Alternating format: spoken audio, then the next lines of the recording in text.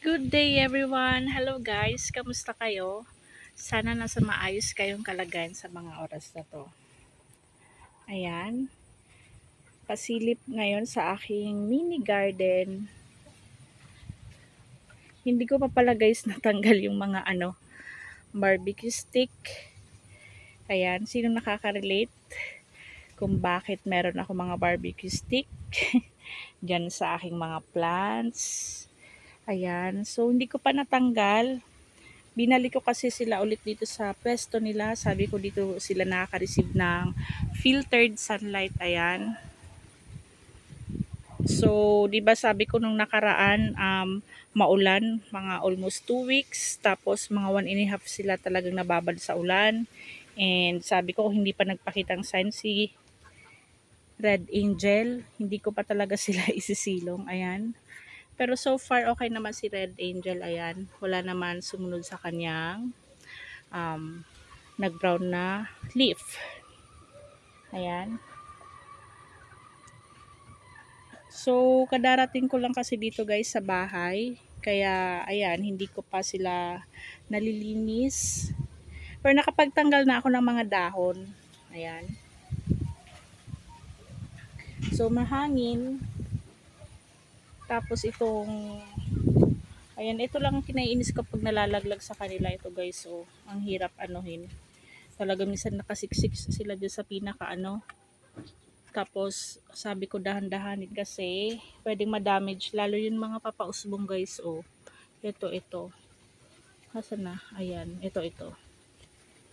So, mamaya ko na lang tatanggalin yan kapag wala akong hawak na camera para talagang maingatan kung hindi tamaan yung mga new leaf. Ayan.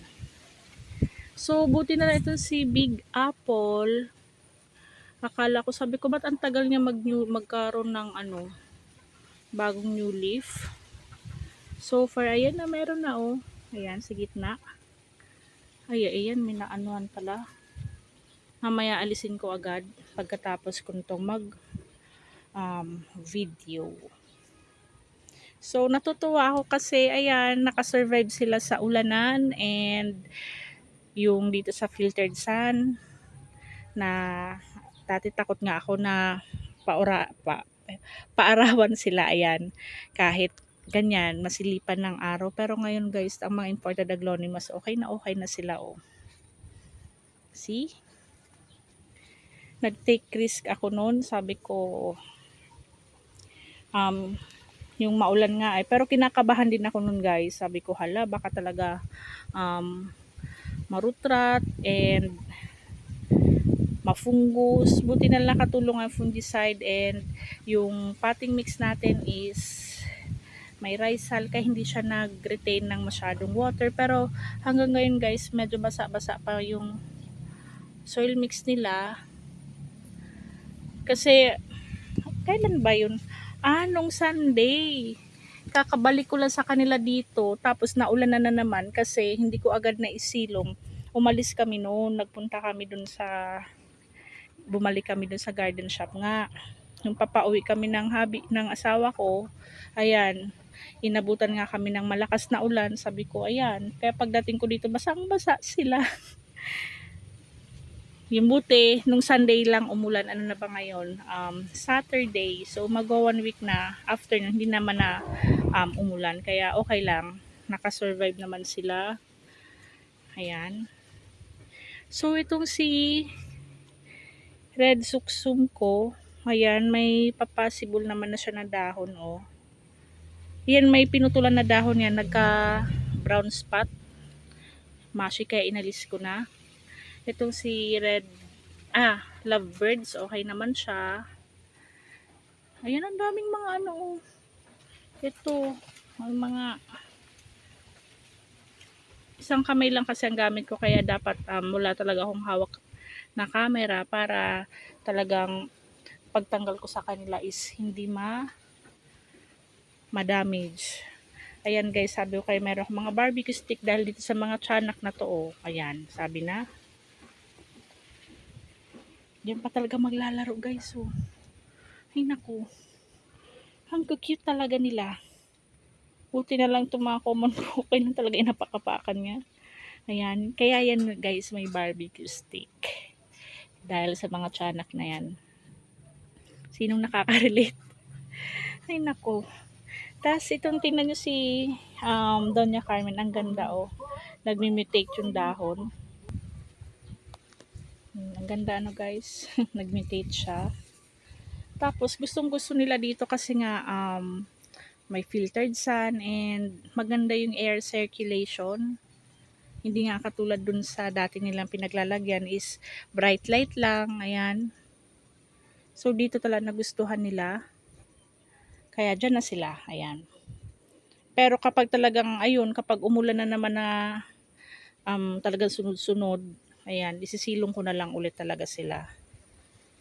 Pero nakasurvive sila ng 1.5 weeks. Talagang 'di ba pinaulanan ko talaga guys. Ayan. Pero kasi sa 1.5 weeks na 'yon, syempre mabababad pa yung potting mix nila. Kaya hanggang ngayon medyo basa pa. Pero okay lang naman yan kasi well draining naman yung potting mix na ginamit natin. So ayan. Update lang. Mamaya ayusin ko sila kasi pinatong ko lang talaga sila dyan. Pinagkasya ko sila.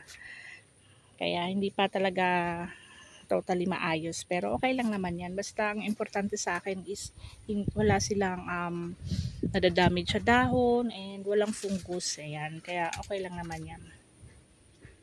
Siyempre, natutuwa ako sa mga nabili kong plants. Sinisipon pala ako guys. Pasensya na. Sumingot talaga. Ayan. Dati, mga sabi ko nga 2 to 3 months, wala na. Nalulusaw na sila. So, ito sa akin, matagal na. Magpo 4 months na and wala naman silang binigay sa akin problema. Yung mga imported aglaonimas ko. Yun nga lang, hindi talaga maiwasan na ma-damage ang dahon. Ayan. Lalo na ito, si aking Red Elegance. Ayan. Napunitan lang siya ng dahon and okay na siya guys. Wala naman na sumunod sa kanyang nag brown spot, nag brown na leaf, pero napansin ko medyo matagal lang siya ngayong tubuan ng bagong dahon. Ayan,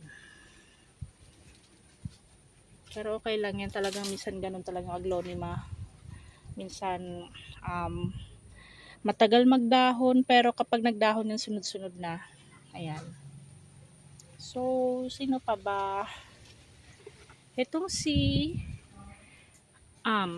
China Red, ayan. Okay naman siya. Pero 'di ba ito tinanggalan ko ng dahon kasi ayan, nagka-brown spot. Ay, nag-brown yung leaves niya na mushy, ayan. And so far wala naman sumunod kaya ayan, okay lang naman. At ito naman si Sinta Cupcake. Ayan, ang ganda. Yun nga lang na kainan ng uod itong part na to and asa na may butas. Ayun, dito.